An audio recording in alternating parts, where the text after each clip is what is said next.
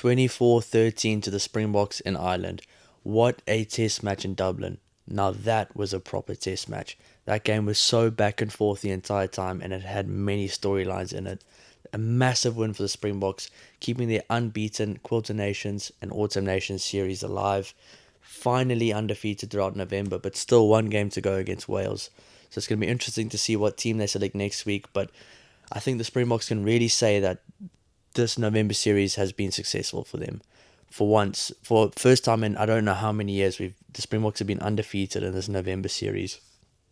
And it's been absolutely great to see the Springboks finally get one done against France in Paris and finally get one done against Ireland in Dublin. They haven't done it there in over 12 years or something like that. So that is absolutely incredible. There were times there where I was wondering, how is Ireland still in this game, even with all their cards? So that's something that the Springboks are going to have to look at going forward. But nonetheless, getting a win in Dublin away from home against a very, very good and a very motivated Ireland team is a world-class game and a world-class win for the Springboks. And this is a win that they will be remembering for a very long time. And I definitely think that they have stamped their way as the number one team in the world. The only team they haven't played now this year that is a really good team is England. But they're going to be the first game that the Springboks play next year in the new season. So that's going to be interesting to see England versus South Africa next year. Springboks have beaten the All Blacks by a record defeat. They've beaten Ireland in Dublin. They've beaten France comfortably in Paris. They've beaten many teams. They've beaten Australia. They also lost to Australia, but they beat Argentina. They won the Rugby Championship. They smashed Japan.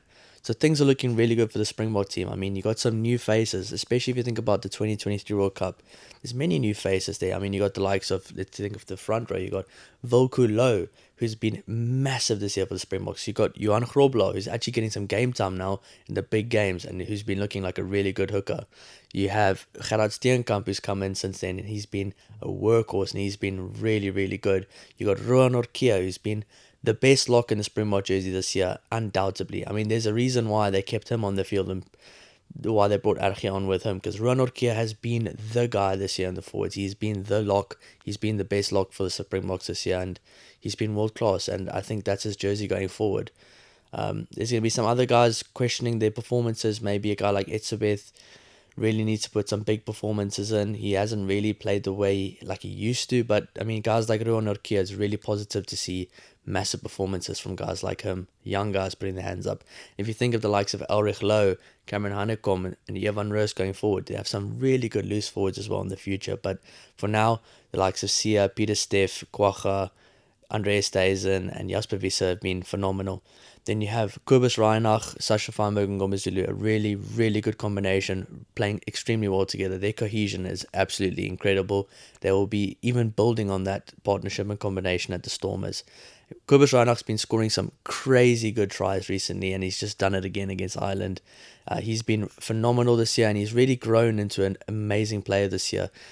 He's just aging very well for the Springboks, and he's just getting better with age, and it's good to see a guy like him alongside a guy like Sasha Feinberg and Gomezulu. Dealindi and Creel, a very solid centre pair. They know how to play together, and they've shown that they can win the best games and the biggest games in the world together.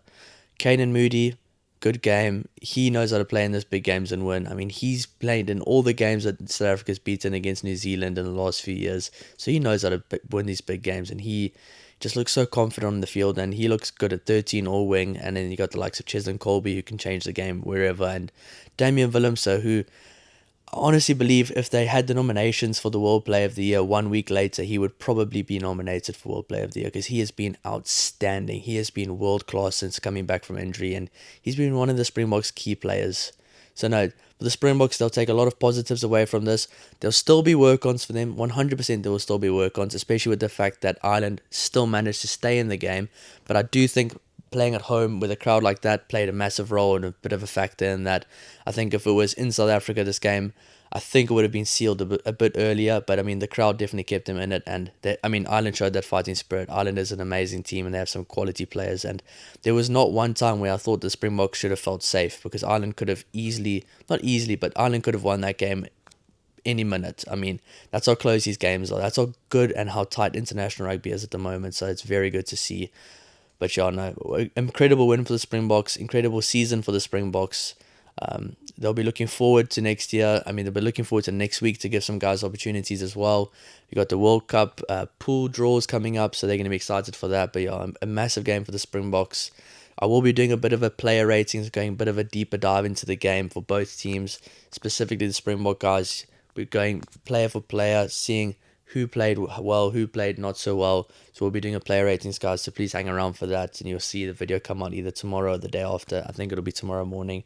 But guys, thanks so much for watching. Please don't forget to like and subscribe to help the channel grow. We'll see you soon.